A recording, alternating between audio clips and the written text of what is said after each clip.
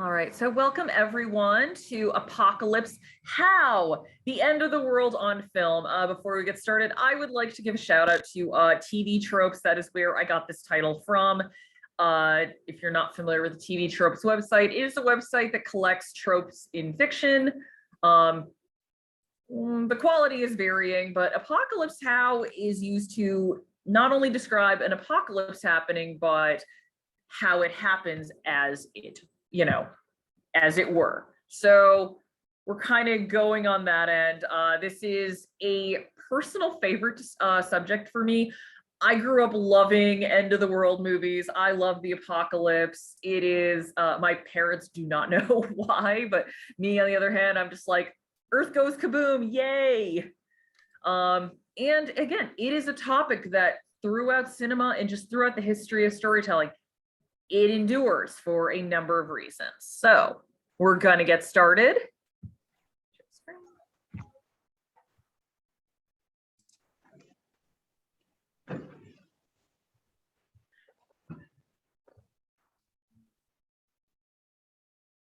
Alrighty, so Apocalypse How, the end of the world on film. I'm pretty sure everyone has seen at least one movie where the world ends or has read at least one book.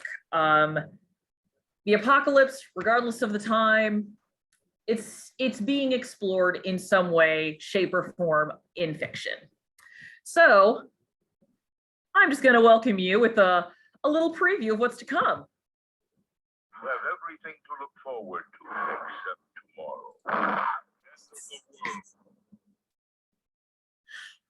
I really love the glitter at the end. It's like, yes, that's what would happen if the Earth were to explode. Glitter everywhere. I mean, at least go out with some flair. This is a television spot for a 1977 film called The End of the World, starring Christopher Lee. He is not too proud of being in this movie. I believe either he or someone he knows went on record saying, oh, the production really lied to him about how high-end this movie would be, because I have watched this movie. It is not high-end at all. It's actually very dull, with the exception of the end. But I mean, I love just the little fake Earth going kaboom with glitter everywhere. I think it sets the stage for tonight. The apocalypse is a heavy subject, but we're talking about movies. They're not real. We're here to, for the most part, have some fun. So why the apocalypse? Well, as I mentioned before, I just love these movies. These are things I could watch like all day. But because it is a pretty it's a powerful and ever-present idea in fiction. So we have read a number of books where it's either the apocalypse is imminent, or the apocalypse is going to happen, or it's after the apocalypse and trying to rebuild. We have had in multiple holy books this idea of the world ending. In America, probably the most famous idea is the rapture, although that is not an acceptable end in multiple sects of Christianity. But if we're talking about a religious end of times, it's that.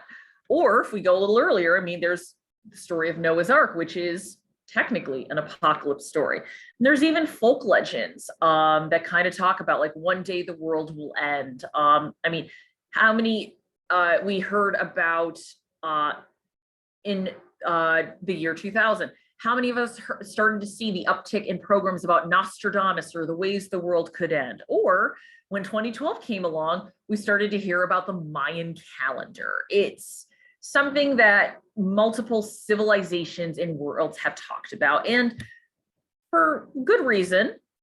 I mean, we know now that Earth has had multiple extinction level events, including one that wiped out the most dominant species on the planet.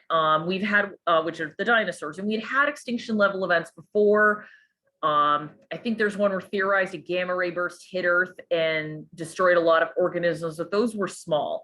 The dinosaurs were a big species. So the idea of something that big just going extinct due to a comet, that, it's a lot to handle, because we realize, wait a minute, we're the dominant species on planet Earth right now.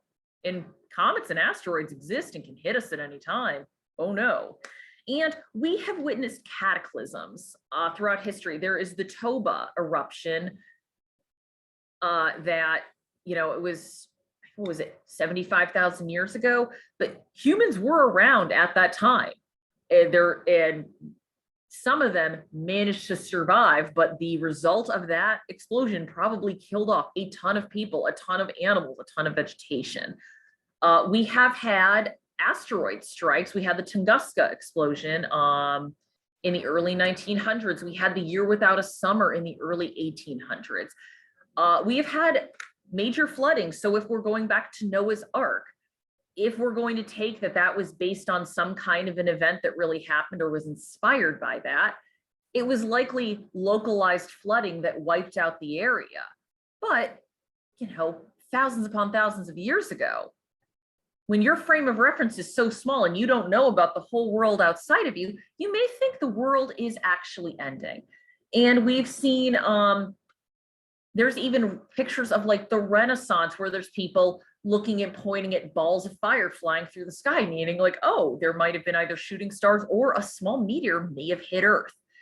I mean, you only have to look at the moon to know that we do technically live in a shooting gallery. So the idea of the apocalypse, depending on the cause, is never something that is entirely outlandish. And I think that is why we have apocalypse fiction. It is a way to deal with our anxieties and just the feeling of powerlessness, because ultimately, in the face of an asteroid, in the face of a deadly plague, in the face of a supervolcanic eruption, we are powerless. So we like to write stories where maybe we make it through, maybe we're able to stop it. Or if, like, let's say there's an alien invasion, we all band together to fight back and we're able to defeat them with a Mac. It gives us this optimism that helps us, deal with the fact that in reality, if aliens were ever to invade the Earth, we probably just wouldn't make it. So, quick thing that we're going to have a little differentiation on: a disaster film versus an apocalypse film. And oh, don't get me wrong, I love disaster movies too. Pretty much anytime something goes kaboom, I'm there. I paid money to see Moonfall in a theater earlier this year. I love this stuff. But disaster movies are usually localized. So something like the big film Earthquake, or more recently San Andreas. It's like, oh no, the state of California is having a big problem, but it's not worldwide. The world is not going to end because California had a huge earthquake. There's going to be a lot of disruption, but life will go on. Same with Towering Inferno, which is more like, oh no, there's a building on fire. And disaster movies do overlap with apocalypse because you have the disaster porn, as it were, because one of the reasons people went to these movies in the 70s is just, oh my gosh, look at what is happening. I've never seen destruction like this on film before. And I mean, that's the reason people still go to Roland Emmerich movies. That's why I went to Moonfall, because I'm like, well, he'll still wreck the Earth. I'll watch that. And speaking of Roland Emmerich, the Irwin Allen produced disaster films like Earthquake. Those were huge inspiration for him and Dean Devlin, particularly for Independence Day. And I think they brought it back for 2012. This big disaster movie, this large cast, multiple different characters and storylines. They really helped shape a lot of the disaster films of the 90s. So with that, we are going to go into what's the first apocalypse movie. So the first, when we get into early cinema, we do have to go with first known, because there are films that have just been lost to time due to poor storage, or just people wrote about them and there's no record of it. So the first known feature-length film about the apocalypse is this film called, what else? The End of the World. And if you look at the poster, that Emma Thompson, this, back then, even then, they had headline stars, back when movies were still kind of novel. And it is about a comet passes by Earth, and now there's a lot of global cataclysms, natural disasters. And it was kind of coincided with Halley's Comet's arrival a few years earlier. So it kind of channeled the anxieties that a lot of people had about that into a film. The film being kind of a worst case scenario of it. There is a 1928 film called Noah's Ark, which again, that is one of the original disaster stories, or I would say one of the best known. There's a 1931 French film called, once again, The End of the World. Once again, comet on a collision course with Earth. We're starting to see some patterns here. And again, keep in mind that Todd, what year was the Tunguska explosion? Was that 1913? Let me double check that really quick. Yeah. But yeah, so we have Halley's Comet in the early 1900s, and then I think a few years later we have the Tunguska explosion, which was it was a meteorite, and it exploded before it actually made impact on the Earth, which actually is for the better. 1908. Oh, 1908. So that was pre-Halley's Comet. All right. So we have the Tunguska explosion, and then we have Halley's Comet. So we have two events that make people very scared about what could happen if something hit Earth, and how much calamity it could have. So, we're like, oh no, we're starting to think about this stuff. Also, there was a 1933 film called A Deluge. Catastrophic weather, including a tsunami hitting New York City. So Roland Emmerich, not the first to do it. Mimi Letter, not the first to do it. 1933 it happened. And going a little later, we have movies like Panic in Year Zero, The Day the World Ended. A lot of films dealing with the aftermath of a nuclear apocalypse, a nuclear war. So we kind of see, and we're going to see this, based on the years, what the fears are and what gets made, that's going to change as well. But with that, especially since we're talking about comets, we're going to talk about probably not the most popular, but in my opinion, the scariest, which is comets and asteroids. Why? Because they can't be reasoned with. They can technically be stopped, but there's no guarantee we really will stop them or we can deflect them. And even a small one can do a ton of damage. Keep in mind, the asteroid that helped wipe out the dinosaurs, 6 miles wide. Now, if we're talking about a movie called movies like Armageddon, that was the size of Texas. That would just obliterate the planet. Actually, the scientists actually watched Armageddon. They're like, oh, they downplay how bad it would be. If an asteroid the size of Texas hit Earth, like the Earth would probably just cracked apart at that point. Or 75 miles wide. That's it. We're not coming back from this.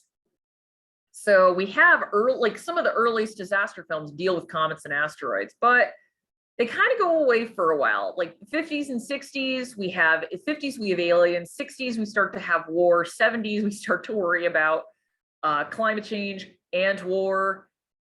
And, we have a little bit of aliens in there, but comets and asteroids became big, especially in the 90s. I think mainly because in terms of, I don't think we had the effects to make it look good until the 1990s. There was Meteor, the Sean Connery and Natalie Wood, I believe, film. That movie is awful. And if you ever want to look up, it's on YouTube, look up footage of the meteor supposedly striking Earth. It looks really bad. So you can see why a lot of studios and directors were like, I don't know if this is going to look great. And, they went to doing stuff like Towering Inferno instead. Or actually, as we got into the early 80s, there was another big uptake in fear of nuclear war. That's when we got the whole Testament, War Games, The Day After, Threads again. We have that. We have Fire in the Sky, which was a TV movie. Night of the Comet. Now, this is an interesting film if you've never seen it. The comet does not strike Earth. However, the big brouhaha we hear over it at the start of the film is like, oh, this comet, the last time it passed by the Earth was 65 million years ago. Todd, for the audience, what happened 65 million years ago? Well, let's talk about another chunk of life that had a bad encounter with the comet. Are we talking about dinosaurs?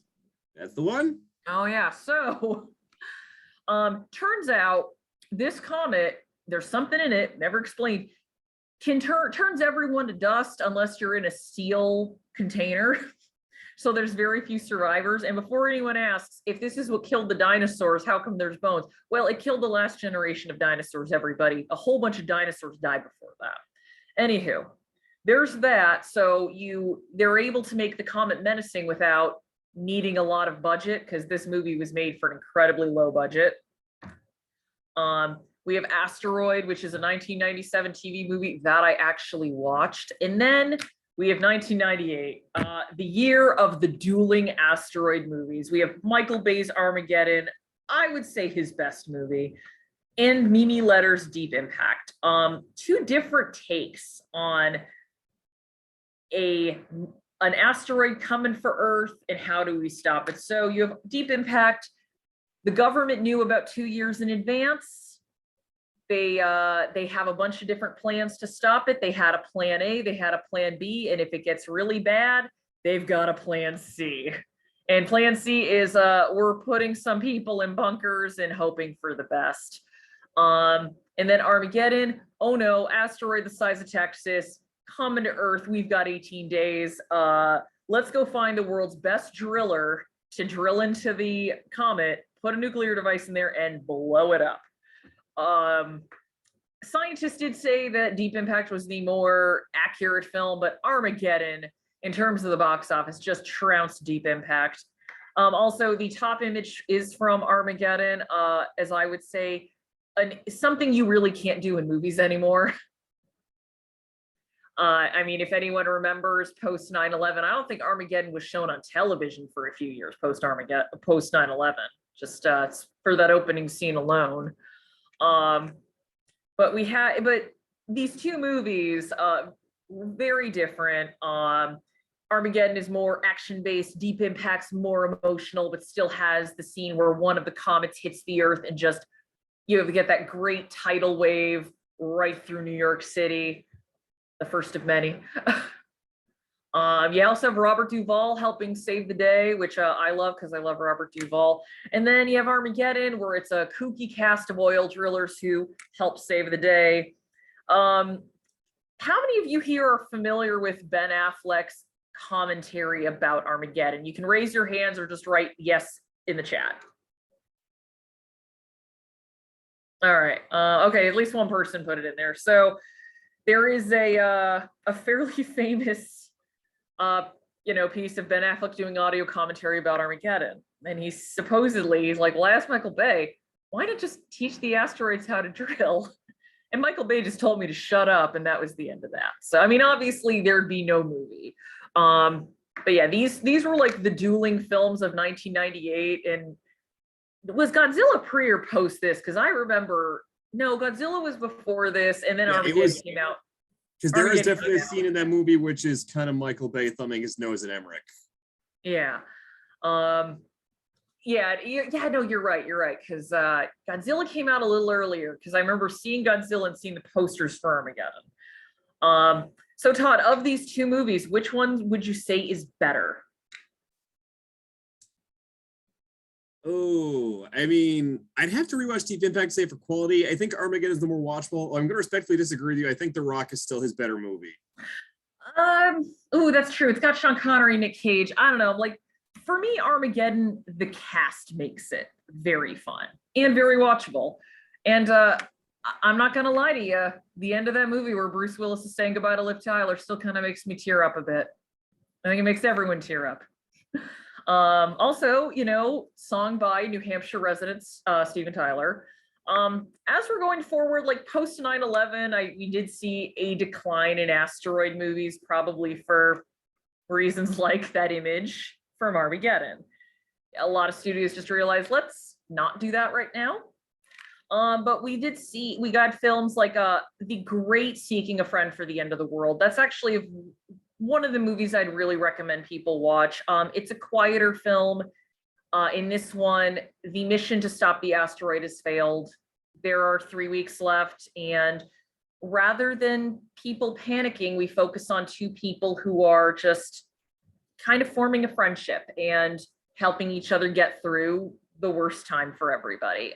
It's a really beautiful film. I think it ends really well. And Todd and I saw that in a theater, and by the end of that movie, everyone's just kind of sitting there like, all right, okay. And we had Greenland in 2020, Gerard Butler movie, actually a pretty decent film, more along the lines of a Deep Impact than an Armageddon, where it's more about the people than the comet just exploding everything up. And most recently, we had Adam McKay's Don't Look Up, which is both an asteroid movie and another kind of film, but we will get to that later. We're moving on to other, come on, where are you? Other cosmic killers, because there is no shortage of the way the universe can just kill us all. And they are right. I think the reason space is something people come back to a lot is, well, number one, it's real. Like there are so many ways we can just die from something cosmic.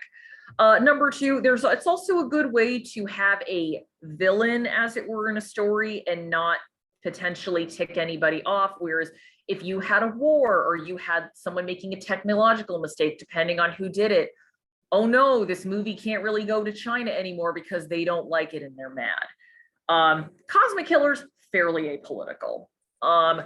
One of the first, When Worlds Collide, is a rogue planet and a rogue star. That movie's fun. Warning from Space. This is a Japanese film where aliens are sending us a message and it turns out like there's a rogue planet on its way. The first time I'd really heard about rogue planets in movies was Melancholia. I did not know that there was a whole genre of this beforehand because we have these two movies from the 50s, Gorath, another Japanese film, A White Dwarf. We have Solar Flares, Where Have All the People Gone? A great movie, Danny Boyle's Sunshine. The sun is going out and there's a group of people who are on arguably a suicide mission. There is the knowledge that they may not come back from this, but they are going to try to restart the sun. Knowing the Nicolas Cage film, Solar Flares coming and there's no way to stop it. One of my favorites, Melancholia, Lars von Trier's film, a film that is both about depression and a rogue planet hitting Earth, and also about how Kirsten Dunst's character's depression actually helps her accept the end of the world. And as I put at the bottom, Moonfall. So I kid you not, this is the plot of this Earth. The moon is going to collide with Earth. Also, the moon's hollow. And it turns out there's like alien AI living in it. I have seen this movie. I still don't know quite what happened. But yeah, sometimes the moon hits the Earth. And again, space, regardless of the year, regardless of what else is going on, space seems to be what a lot of apocalypse people return to. Going on with the cosmic killers, you might have been wondering where these guys were. Aliens. So while it's not the first movie to deal with aliens, it's the big one that really truly made it a genre, which is the 1955 War of the Worlds, based on the great H.G. Wells story. Around that time, we also had Invaders from Mars and Earth versus the Flying Saucers. We also have Invasion of the Body Snatchers. We have 1956, and then it's taken to a far more apocalyptic end in 1978, the Donald Sutherland version. Japanese film Gokei the Body Snatcher from Hell. I gotta say, Japan really, they were up there with America in terms of just wondering how we could die potentially.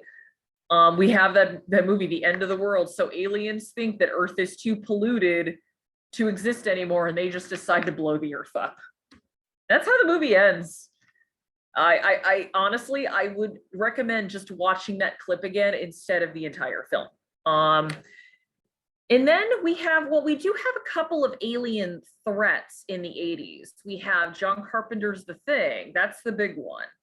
But it never gets beyond, we hope, the base in Antarctica.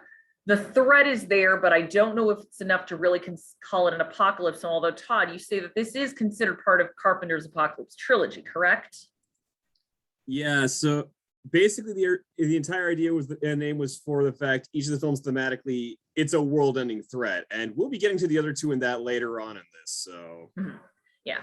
So we have a little bit in the 80s. There's also Tobe Hooper's Life Force, and he remade Invaders from Mars, but the alien threat seems to be fairly kind of localized in the 80s versus world ending. The thing that they thought was going to kill us in the 80s was technology war, for the most part. But then we have 1996, we have The Arrival, and then Independence Day comes out. Now, Another question I will ask, put in the chat. How many of you remember the 1996 Super Bowl spot for Independence Day?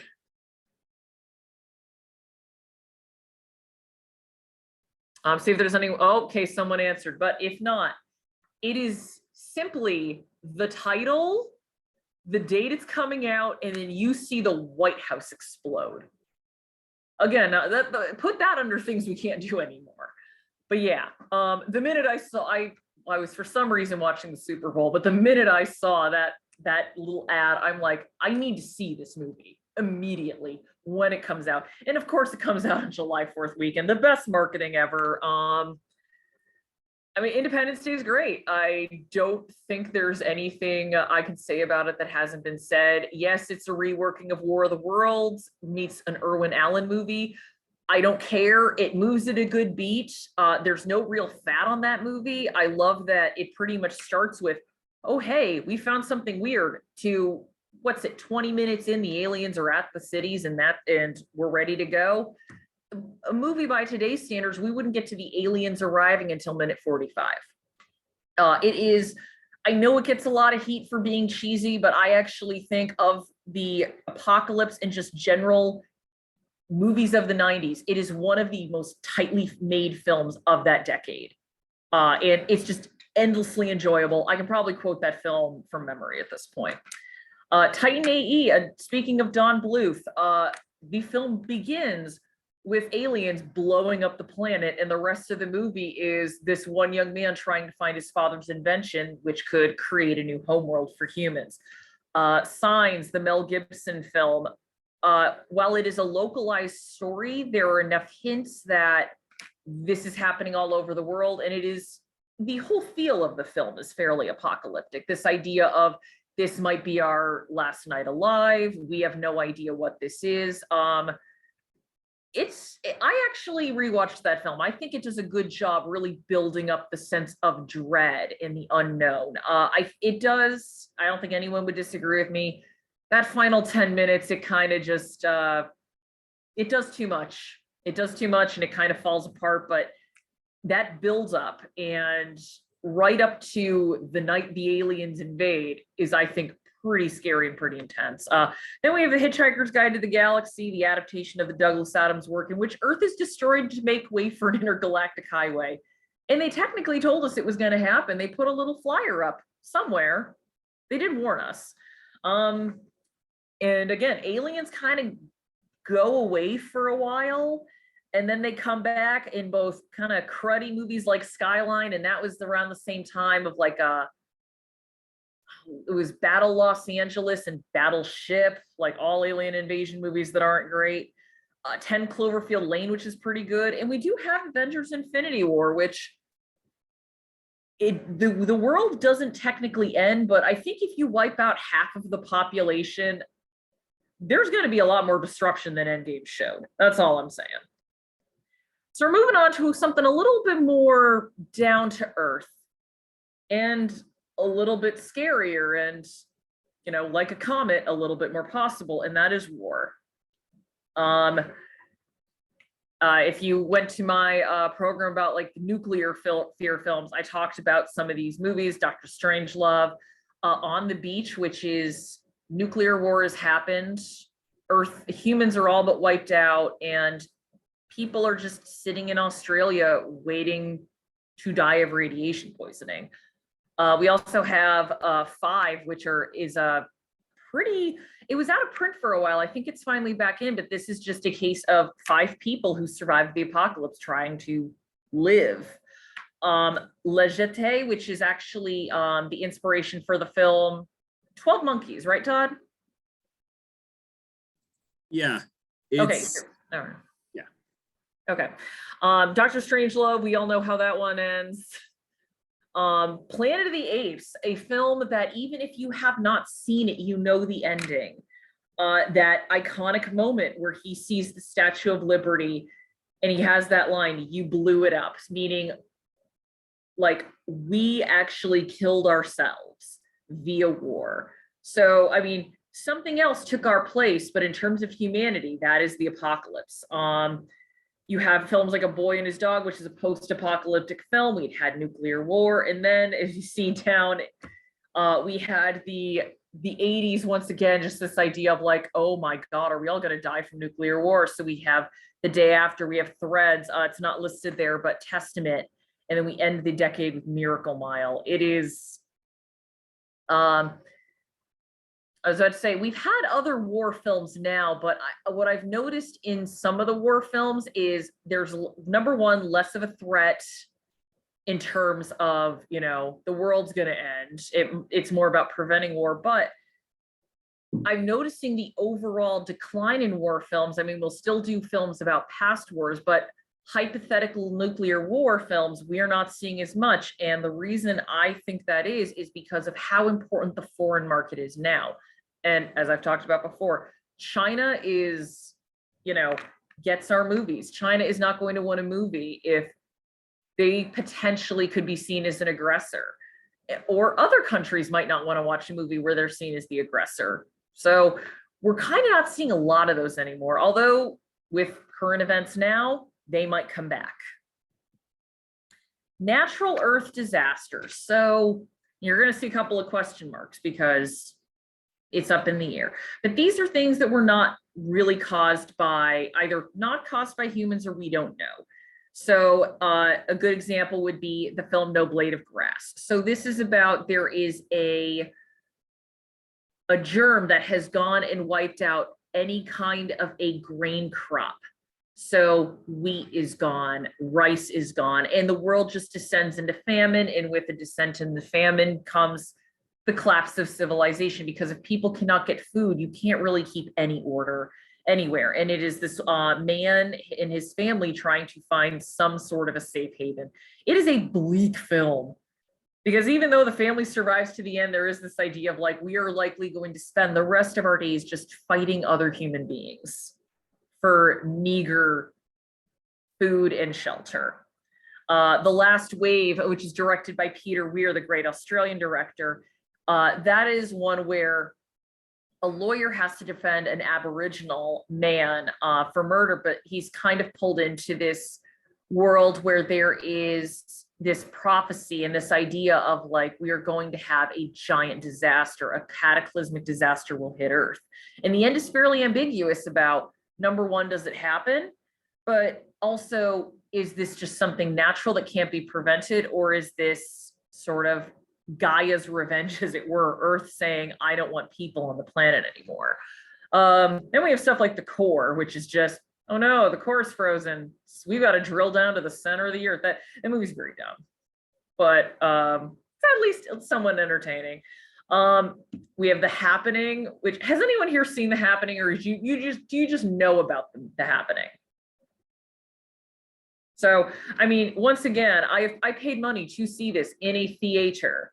This is the movie where Mark Wahlberg plays a science teacher. So already we're starting out pretty unbelievable. But we just have people just start to take their own lives. And it is hinted that it is the trees or the plants or the earth doing it. And it's like, is this just naturally occurring because we have no idea why? Or is it something that humans are doing to provoke the planet? We don't know. Frankly, I don't care, because that movie isn't all that great, despite the fact that there's a few good deaths in there. But it could have been an interesting take on the apocalypse, but sadly wasn't. And then we have probably the best example out of all this in terms of just massive cataclysm apocalypse, which is 2012, which is Roland Emmerich takes it one step beyond Independence Day, one step beyond Day After Tomorrow, and just wrecks the earth. California breaks apart and falls into the ocean. The Yellowstone caldera goes off. A giant tidal wave hits Washington, and the USS Kennedy smacks right into the White House. The Washington Monument, it crumbles in a 9-point earthquake. It is ridiculous. And again, if you're into this, a lot of fun. So when it comes to natural disasters, we have everything from blight, which also, that was Interstellar as well. The whole reason Matthew McConaughey has to leave Earth is to find a new planet to live on. and that is because we're having a, famine. So unfortunately, more likely, which is just potentially a famine situation. And then there's the fantastical, which is 2012. Also, fun fact about 2012, it is one of the first blockbusters. If you go back and watch it, pay attention to how complimentary this film is to China. There is actually a line of like, oh, only the Chinese could have done this. Or I think it's leave it to the Chinese to do this in a short amount of time. This film was shown in China, and I believe one of the first to not have any censors and edits into it. Also, another thing to point out in that movie is there is a subplot of a Tibetan family, and there's a Tibetan village that is kindly relocated by the Chinese government because they have to clear out that land to build the arcs. And again, one of those like, oh, I don't know if that would happen in reality, but it's an interesting film for that as well, because it's one of those movies that kind of signals the, oh, we're also making movies not just for America now. But with that, we are going to go to climate change, man-made disasters, again, Day After Tomorrow and Waterworld. So when a lot of people think of man-made environmental disaster movies, a lot of people, they kind of start with The Day After Tomorrow, which it was at the time probably the biggest and the most overt film about climate change at the time. There was Waterworld before it, but Roland Emmerich and the people who made Day After Tomorrow were very explicit of like, this is not only supposed to be about a climate change caused disaster, we're making this as a warning. We're making this actually to be a statement film. But we have had films where humans have kind of messed stuff up for a while. The day the Earth caught fire, the whole Earth is thrown out of orbit because of nuclear testing. It throws Earth off its axis. We have A Crack in the World, which is kind of similar. Soylent Green, we have overpopulation and pollution that is making the Earth more and more unlivable. Deadly Harvest, we have famine and blight, but this time we know it's caused by humans. We have Waterworld, the big Kevin Costner bomb, which I believe, Todd, has this movie finally made its money back? I'm not sure. I will say I think people are still slightly more forgiving of this one than The Postman, so it's got that going for it. Oh yeah, well this has Dennis Hopper. What does The Postman have? I think the silence says it all. Mm-hmm.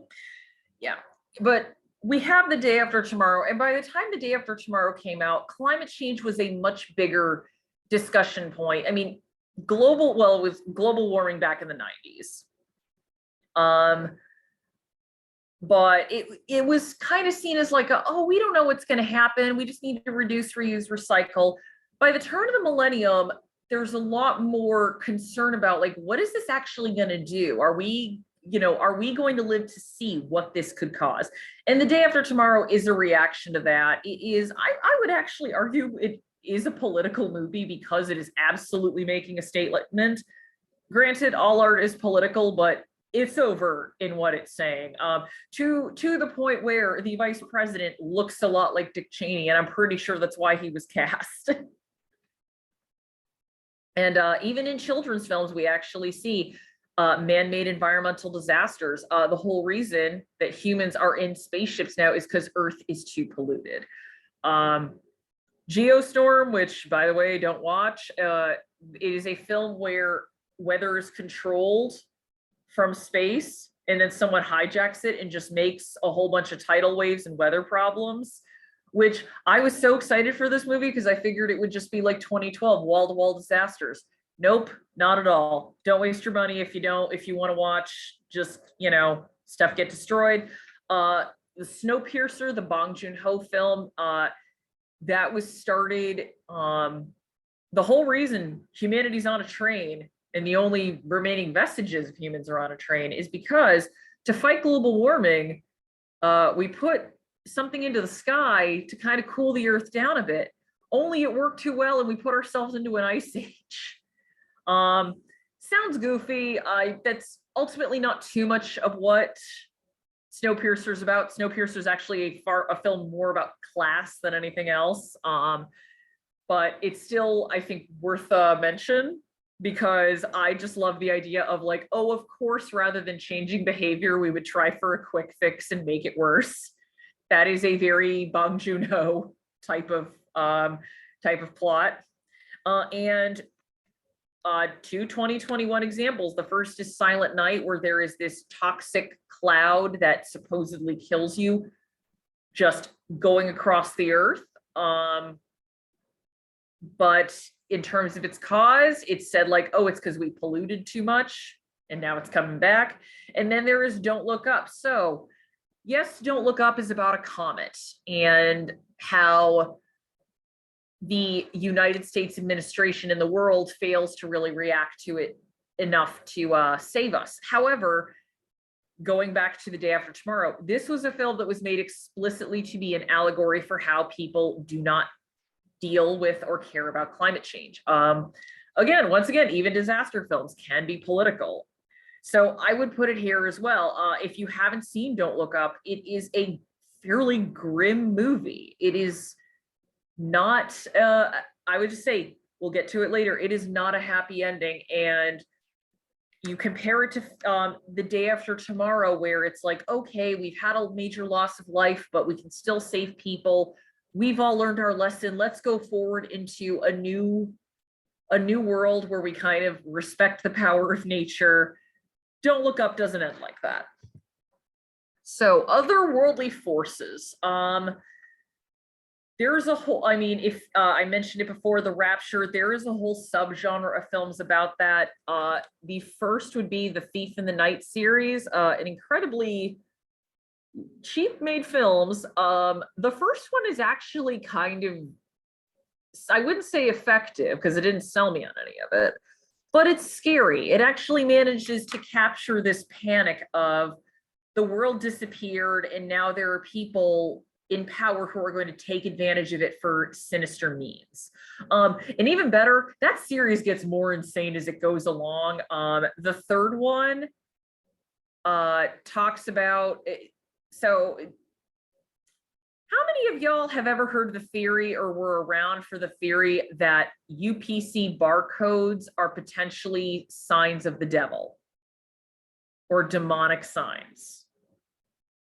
Okay, well, that was a theory in the early 80s among a certain sect of people. And the third movie in the Thief of the Night series features not only giant scorpions, not only a pastor with a big yarn board connecting the dots, but this whole idea that the UPC barcode is actually going to be the mark of the beast. It is, again, these movies get more bonkers as they go along. They're not great, but they're fun to watch. Actually, going off of that, we have a very different take on The Rapture, which is starring Mimi Leder. And at first, this film seems to be about this woman who she becomes born again and takes it very seriously, almost to a fault. But going alongside this woman's story is these, supposedly these signs that a change is coming, that the rapture is coming. And you don't know if it's actually real or if this is all imagined. And again, I'll just say this, one of the most shocking moments I've ever seen in a film, and an ending that still sticks with me. And you compare it to something like the Left Behind movies or the Thief in the Night movies, which almost have this air of, well, of course we were taken away, we already knew. The Rapture is a little bit more room for questioning and ambiguity and kind of this wonder of what could happen. It's actually one where I'd recommend seeking out, but just be aware there is something in there that's fairly shocking and not everyone would want to watch it. I mentioned the Left Behind movies. The Japanese film Pulse. Todd, would you like to explain what Pulse is about?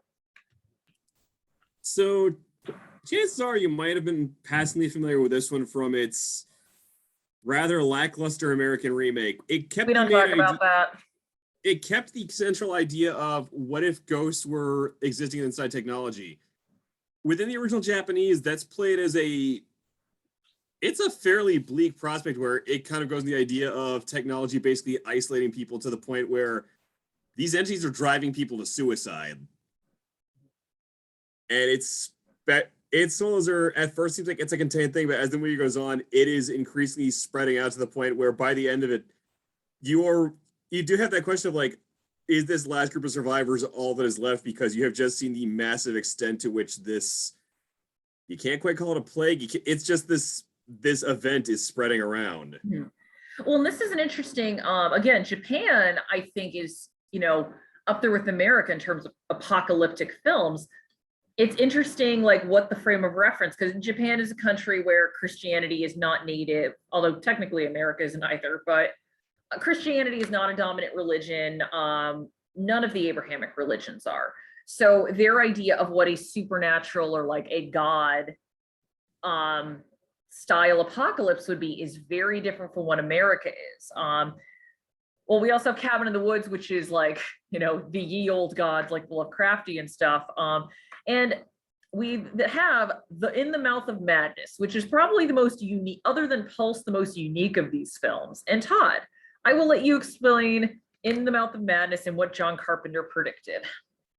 So I will first start off by saying, I know we already brought up the thing, he kind of keeps it localized. Over the course of his career, John Carpenter has technically kind of ended the world 3 times. Besides, outside the Apocalypse trilogy, we have the sequel. We have Escape from LA, which basically ends with Snake Plissken completely collapsing the world's electronics infrastructure. But that's spoiler. I mean, we're kind of getting that with a lot of these anyway. In the Apocalypse trilogy, the second film in the series, Prince of Darkness, basically, it doesn't explicitly end that way, but the whole thing is throughout the movie, there's characters are getting these visions of essentially they're being told it's a message from the future trying to warn them to avert this catastrophe.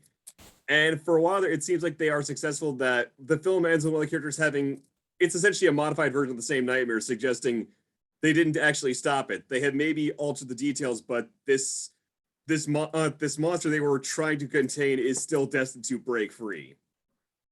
And In the Mouth of Madness it delves heavily into H.P. Lovecraft style lore for this, where Sam Neill plays an insurance agent who is being sent to investigate this eccentric horror writer. He's framed as being a Stephen King type, but the whole thing they're also warning about is a lot of his writing has this disorienting effect on people. Like, there are reports that people who will get obsessed with his work, they'll start having hallucinations, erratic behavior. He's actually attacked early on in the film by a man he finds out was basically this guy's literary agent after reading the manuscript for what's going to be his final book. And he's convinced this is all a PR stunt. He winds up finding out, no, this is actually really happening. And it turns into this weird meta sense where everything he's going through is part of this final book. This author is acting as a sort of proxy for ancient elder gods who have been having him, through his work, essentially cause an apocalypse by belief, where his work alters the perceptions of people that they start believing in such a way that allows these ancient beings to come back into this reality. The film, essentially, it ends with the idea that he may be the last human alive with this world where everyone has either been mutated or essentially killing each other just based off of the writings of this pulp horror writer. And at the time Carpenter made this, it was the mid-90s, and it was kind of his commentary on a lot of the moral panic at the time, the idea of violent movies and TV shows made me into a killer, and just all that whole rigmarole, which some of you may remember. Looking at it now, especially in light of the last few years, he inadvertently kind of made a really creepy parallel with the idea of how conspiracy culture works, where it's people will get so inundated by these ideas, which in a vacuum you look at and go, this sounds like absolute nonsense. And they get so inundated with it, it starts to disorient their own perception of reality. And as we have seen in some cases, they get so caught up in this, they are ready to essentially kill other people because of what they now believe. Why, Todd, are you potentially talking about the man who took a gun into a pizza parlor because he was told that a certain well-known female politician was killing children in the basement? Well, I can't really draw direct parallels. All I'm saying is, again, it's kind of fascinating how it's like he was going for one thing and accidentally got another down the line. Time makes fools of us all that way. I mean, I don't know. I'm kind of with you, where I'm like, it's only a matter of time before QAnon does something kind of crazy. Well, again, they already have, but let's move on to something a little lighter. Technology. Oh, wait, no, we're back. Because this all started on the internet, Todd. Ah, dang. No.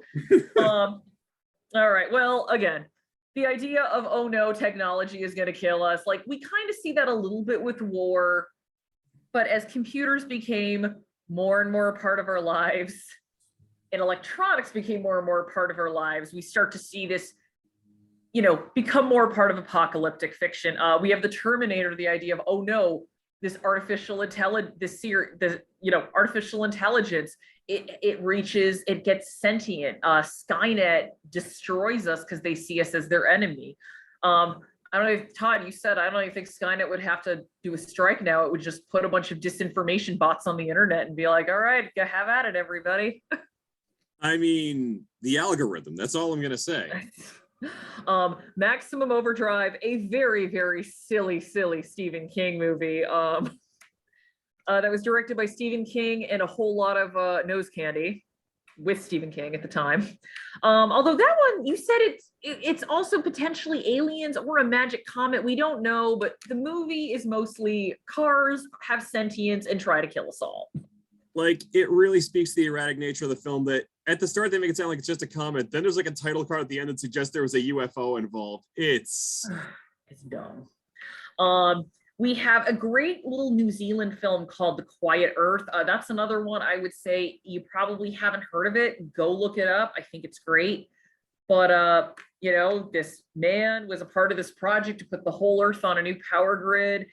He wakes up and realizes no one else is there. It actually turned out he had some doubts about this and was trying to take his own life, and he theorizes that might be why he survived.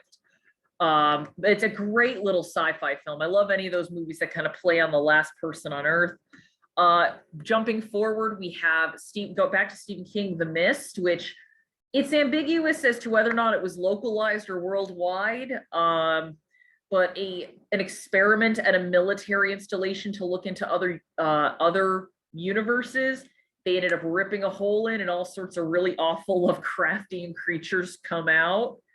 And then there's The Matrix, which is probably still the best example of like how wrong technology can go. So this isn't covered that much in the films. However, if you watched, like I did, the nerd that I am, the Animatrix series, and specifically the Second Renaissance, it goes into how we had this artificial intelligence and we really liked it for a while, but then they started gaining sentience and started gaining rights. And then it was, how do we deal with this? And before long, just an all-out war breaks out because humans start to realize, oh no, we're no longer the dominant species. So we actually end up launching nuclear weapons to black out the sun because the robots get their energy from solar energy. And then, of course, in the process, we doom ourselves, which is unfortunately something that humans sometimes do in order to not in order for someone else not to win, they'll make sure that they go down with them. But it's, again, as we've gone on, as technologies become more apparent, we start to see it more potentially in our apocalypse films. Plagues and zombies. I'm pretty sure some of you are wondering when zombies were going to come in, because zombies, especially, just like with plagues, they can either be something where it's manageable, the threat can be averted, or it is an all-out, that's it, no one's coming back from this. Take, for example, the film Outbreak. So that is, oh no, we might have had an outbreak here, we need to contain it, we work to contain it. Or even Contagion, which actually had a surge in people watching it during COVID. But it's one where it's like, okay, we have a new virus. It potentially wipes out 1 in 4 people who have it. How do we deal with it? There is societal disruption, but humanity, civilization, the earth manages to finally, come out on the other end. But then you have stuff like The Last Man on Earth, The Omega Man. If we're talking about zombies, there's Dawn of the Dead and Day of the Dead, where it's like, that's it, the zombies have won. humanity has done. The 12 Monkeys is another one where we're trying to prevent a plague. 28 Days Later, which is an interesting case because if you've seen 28 Days Later, it actually turns out late in the film that the virus is not worldwide. It started in Britain. Britain is an island. All other country, and actually it's implied the British government did this as well. They shut down any and all travel so it wouldn't get out. They shut down the airports, everything. The world quarantined the island. 28 weeks later, oh no, it got out. Oh dear, we're all screwed. Children of Men, which is my favorite film of the aughts, a film that you should see if you haven't. That is a film where there is an infertility plague. It is rumored that it may have coincided with a flu outbreak that came out, but we never quite know the cause. All we know is no child has been born on Earth in 18 years. The film actually opens, and it's one of my favorite opening scenes of all time. We're seeing people in a coffee shop learn that the world's youngest person has been killed at age 18. And as Clive Owen's character is leaving, you hear the announcer say, the world's youngest person is now so-and-so, who is 18 years, 4 months, 3 days, 26, 15 hours and such minutes. This idea of there is a countdown to humanity finally being gone. It's not something that's going to be quick like an asteroid strike or very quick like a virus ripping through the world. This is humanity just looking at its own extinction point. And there's even a line where there's a character that's collecting art. And he goes, why do you even care? In 100 years, no one will be around to enjoy this. And he says, you know what? I just don't think about it. It is, I think of any of these films listed, the best plague film, and just one of the best films of the new millennium. But it is, and while everyone was watching Contagion, I decided to rewatch Children of Men during COVID-19. Also, another cool look at, it's the zombie plague genre. It's The Blood Quantum. It's a Canadian film made by an Indigenous filmmaker. It is about a tribe of Indigenous people who find out they have a natural immunity to a zombie virus and how they survive. Spoiler alert, it is not as optimistic as you think it might be. And of course, I did have to include Stephen King's The Stand miniseries. In terms of a virus that really just works its way through the earth, Todd, does anything really rival Captain Trips?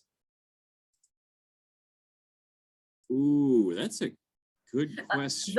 Zombies notwithstanding, I think they're in a whole little category on their own in terms of how quickly that spreads. But I mean, what was the percentage of the human population that ended up dying via Captain Trips in that story? I actually don't know if they gave a specific number. Yeah, I thought it was something like 90. Maybe it was the miniseries mentioned. It was like 95% of the Earth is just wiped out. Well, again, that's also one of those, that fun detail the miniseries leaves out is there is a bit King put in the book where it's established Captain Trips is something the U.S. Army created that quote unquote accidentally got let loose. The implication is there is essentially an anti-Christ figure who causes it to happen. And as the U.S. is desperately trying and failing to contain this, there is a section of the book where the commander in charge of the project basically sends people overseas going, start outbreaks over there. It can't be known that we did this. Just like in The Matrix, in order for us to not be the losers, we make sure everyone loses.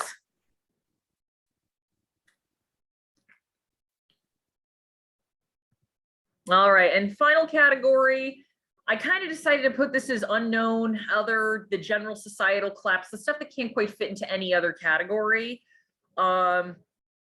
Going back to Japan for these first two, there's a film called Genocide, or it was released here as War of the Insects. Mad scientists just manipulated insects. That's right, the world is going to end because a lot of insects, although when you think about it, insects are incredibly important to our ecosystem. So if they decide to stop working, we probably are in trouble. So, but even better is this film called The Prophecies of Nostradamus. This movie is bonkers. So it was written by a man called Ben Gatto, Japanese-born man, born to a Christian family. So he had exposure to stuff like the rapture prophecies. He also had exposure to the Nostradamus books, which Nostradamus was starting to get kind of big in the 60s and 70s. People were rereading him, studying his predictions, and I got some pretty heavy air quotes around that. He wrote a movie where it's basically any way the world could end, it does. There's climate change, there's a giant tidal wave, there's mutation, there's nuclear war, there's a plague, there's cannibals. Actually, this film was gained some controversy because it showed depictions of mutation. That was a taboo in Japan for a number of decades post Hiroshima and Nagasaki, showing people who were mutated. But yeah, it's crazy. If you ever, it's free and full on YouTube if you want to just witness the bonkersness of this. But man, again, that's why I put everything. Just the Mad Max series, which, Todd, is it ever really confirmed? I know there's an oil shortage, and I just put it as general societal and environmental collapse. There's that, and there is definitely a through line from the Road Warrior to Fury Road that implies that part of that societal collapse is nuclear war. Okay. I never got a confirmation, so I'm like, not sure. There is, I loved that I got to put this in here. Rain of Fire. Guess what, everybody? Dragons. Dragons are real. They woke back up, and now we can't live above ground anymore. Bird Box going, these entities, they could be aliens. They could also be kind of similar to those pulse creatures, but they induce suicidal behavior in people. We have the George Clooney film Midnight Sky. There's radiation, not technically a known source, but I gathered it might have been like solar flare. And then The Road, which is one of, I would say, the best apocalyptic stories ever told. It is harrowing. It does not mince words. It's not a happy story. It's, whenever I hear people to go like, oh, wow, I can't wait for the zombie apocalypse. It's going to be so much fun. I'm like, really? You're going to be running from zombies? You're going to be running from other humans? You're not going to have a good meal? You're not going to be able to bathe? And The Road shows us that. The idea of surviving the initial apocalyptic event is not fun. It's terrifying. We never quite know what causes it. It could be nuclear war. It could be a super volcanic eruption, because if something like the Yellowstone caldera were to go off, that would block out the sun to the point where vegetation and animals and like that could potentially, it would at the very least wreck society, and probably, I mean, there's enough humans now to where we wouldn't have the bottleneck that we would have with the Toba explosion, but it would be enough to potentially really set humanity back thousands of years. It's also a book, though, that is beautiful because at the center of it is this man's love for his son. But I will say, while I was initially reading this book, I was like, why would you ever want your child to live through this?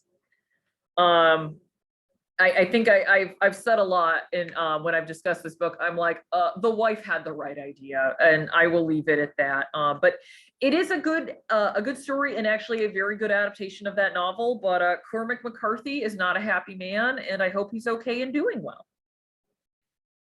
So, quick thing, I want to give props to movies that actually end the world. There's nothing coming to save us. So Gokey, the Body Snatcher of Hell, In the Mouth of Madness, the 78 version of Invasion of the Body Snatchers, which I think is one of the best endings of all time. What a great, and just shout out to Veronica Cartwright, just really selling that. Melancholia, a movie I love deeply. I know it's not for everybody, but again, that final scene when the Earth just hits the planet is beautiful in a way that only Lars von Trier can do it.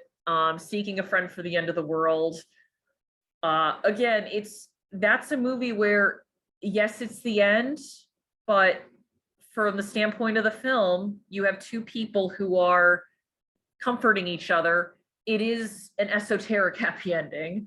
And Don't Look Up, which I guess, Todd, now is when we really discussed Don't Look Up. So that was like the movie everyone was talking about for a hot minute tail end of last year into 2022.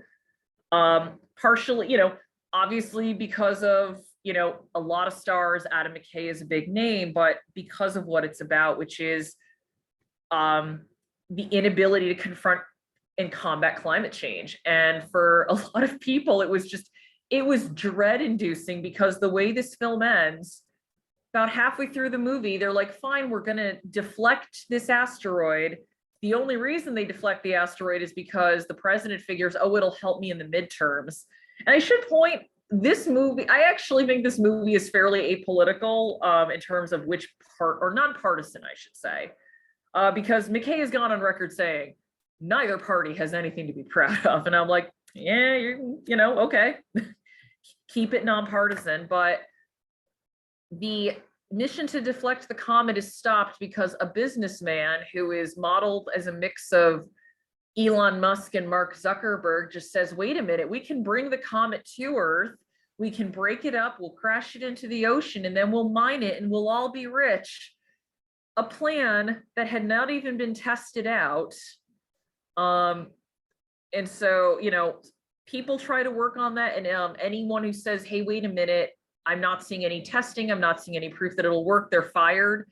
And by the end of the film, like, the billionaire's plan fails and the Earth is doomed. That is how the film ends. It is this idea of, for this pursuit of money, we doomed the planet. And I can only speak for my friend group, but every single person I know who watched this, we were just like, oh God. Because we felt this might actually be possible. I believe Neil deGrasse Tyson said he called it a documentary. So, but, it at the very least got people talking. But while some of these, the world ends and there is at least some happiness there, or there's comfort, Don't Look Up doesn't really have that. But we'll get to why. I mean, again, that is the point Adam McKay is making, but I think it actually plays a role into what we are going to see in disaster movies going forward. So where does this genre go? I mean, I still am waiting for a movie where a black hole is the threat, but I think the reason they haven't done it is because there's no way to ever feasibly be like, yeah, we're going to beat the black hole. No, you're not. If a black hole just sucks Earth in, that's it. Earth is not winning that fight. But overall, looking at just the trend of these movies, I am seeing less and less optimism and more either, well, I say cynicism or measured optimism. So look at movies like Independence Day, Deep Impact, Armageddon. There is this, especially in the 90s, this idea of like, yeah, we're going to take these things seriously. The whole world is going to, unite to make sure this stops. We're all going to try to save the planet. Post 9/11, we didn't see that. I used to think that the cynicism was a new thing, but I really think post 9/11 for American films, we saw such a change in that. And I think that is because we saw something so horrifying happen in real life, and we saw ourselves as vulnerable for the first time in a while. And we're like, oh, we're just as vulnerable as everybody else. And that made its way into film. So, Don't Look, we have Don't Look Up, which is just, incredibly cynical. But, we have movies like Greenland where they couldn't stop the comet, but there was at least enough, the governments could do enough to say, we can save some vestiges of humanity. And actually something I'll give credit for that movie for is there is a scene where a person is being turned away because they have an illness. And they're like, I'm sorry, we cannot have, we don't have the supplies to care for someone who has this. So you have been rejected. And a character asks, like, well, what if this was your family? And this person is a member of the armed services. The member of the armed services just said, well, my family wasn't selected. I am just trying to help my country at this point. So this idea that at the very least, there would be enough people who are like, even if I don't survive, I can help humanity as a whole. That's, again, measured optimism, where it's like, we're not going to save the day, but we are going to save something. I think we're probably going to go towards that. Also, the landscape of film has changed. If you really want to get a big budget for anything anymore, you have to be a franchise, you have to be a known property. We're not quite going to, that doesn't always work for disaster movies. So due to the fact just of budget constraints, we might see more films like Greenland or Seeking a Friend for the End of the World, where it's people dealing with the impending doom rather than a big budget film where we get to see a lot of stuff go explode.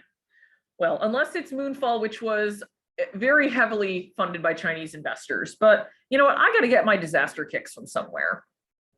Some trends peter out. Zombies, I think they're still being made, but the zombie trend kind of fizzled out in the mid-aughts. It had with 28 Days Later, which is a plague movie, it's not a zombie movie.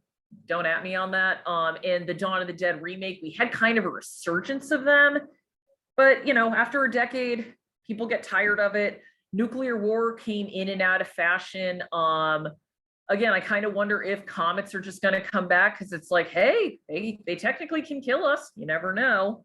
And again, I wonder, in the wake of COVID-19, will plagues come back or is it too soon? It may very well be, but as I mentioned earlier, Contagion had a whole bunch of people watching it during COVID. So kind of tying back to what it go on. Yep. There were a couple of people trying to make films that were basically like variations of like what if COVID just keeps, and I don't know if they ever actually came out or and just kind of no one was interested, or they finally just realized, oh, this is a bad idea and scrapped them, but people were trying. Well, but going back to what I initially said, the idea of these movies are to help us manage our anxieties. I think a lot of people watched a film like Contagion, which was people trying to manage and contain a pandemic and try to find a way to stop it. I think for a lot of people, when reality was so uncertain, we didn't know what COVID was. We didn't know how long the lockdowns would last. We didn't know how long it would be till we got a vaccine. Watching a movie where it's like, okay, well, eventually the lady from Pride and Prejudice makes the vaccine and then Lauren Fishburne gives one to that kid and we're all okay. Didn't work out well for Gwyneth Paltrow, but yeah, that is, I don't think the apocalypse will ever go away. I think it's always going to be on people's minds. I do think we are going to start to see more kind of climate change themed. That's probably the one big one. But I do wonder, Todd, if you're onto something that we might see more internet induced apocalypse, or what did you call the invitation? Ideological apocalypse, where without putting to too much of a fine point, the invitation is framed as like it's this cult phenomenon. You don't know the extent it's going to, but there is it's at least at a localized level with the possibility that this could be a global event going on. Yeah, not enough to end the world, but enough to cause a lot of disruption. That might be an interesting thing going forward. I'd love to see a good super volcano movie. The ones that have been made are terrible, but again, Black Hole is the one I really want.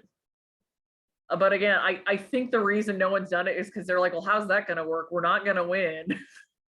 And it would just be depressing. And we just had Don't Look Up. So there is actually one thing I will say as far as Don't Look Up, which it's an idea I'd like to see dug into a bit more.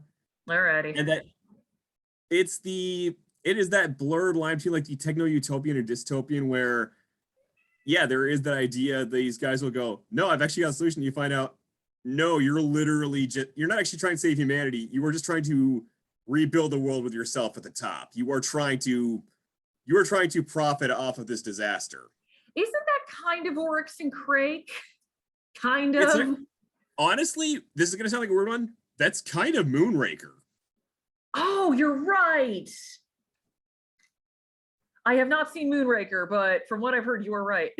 Yeah. All right. Go on. Sorry. I think there is, especially with Don't Look Up, kind of saying that ball rolling, that is a topic that could be worth digging into more. It's just a matter of how. Oh yeah, no, there's, so question, anyone have questions, or I'll open it up to the chat. Is there an apocalypse you would most like to live through and least like to live through? If I'll answer, in terms of most like to, Probably Independence Day. I mean, you know, we kind of win in that one. And we're in Manchester. The closest saucer would be Boston. I think we might make it out. Or The Stand.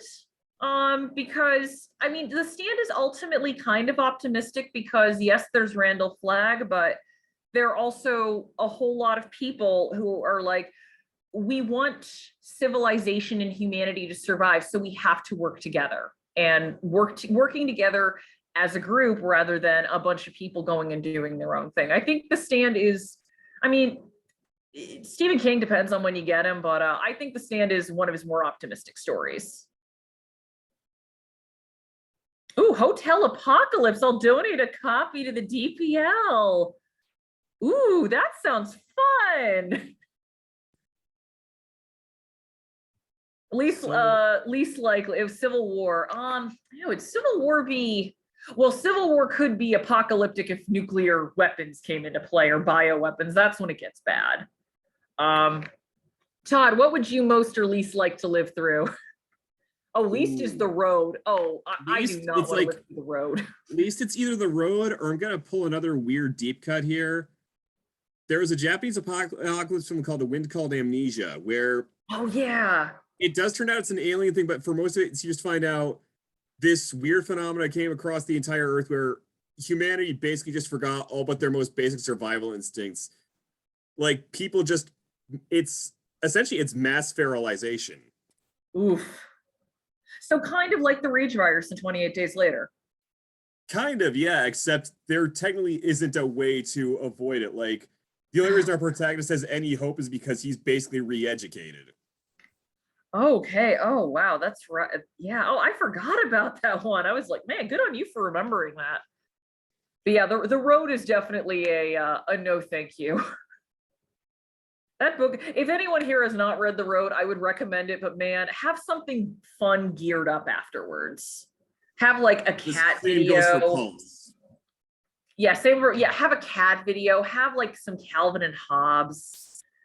Just have something fun. Actually, I don't know. The Matrix, like, if people in Zion are living a pretty good life, I think I could manage that. I don't like being in the sun, so I'd be okay.